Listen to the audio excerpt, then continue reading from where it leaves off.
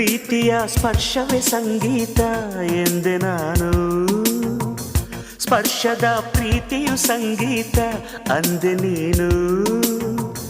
ಕಂಪಿಸೋ ಅಮೃತ ಬಳ್ಳಿ ಇದೆ ನಿನ್ನ ಈ ಕಣ್ಣಲ್ಲಿ, ಕಂಪಿಸೋ ಅಮೃತ ಶಿಲೆಗಳಿವೆ ನಿನ್ನ ಕಣ ಕಣದಲ್ಲಿ.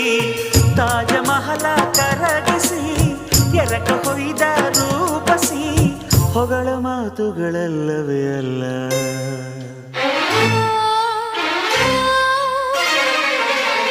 ನಿನ್ನ ವಿನಃ ಏನಿಲ್ಲ, ಪುನಃ ಪುನಃ ಕೇಳಿ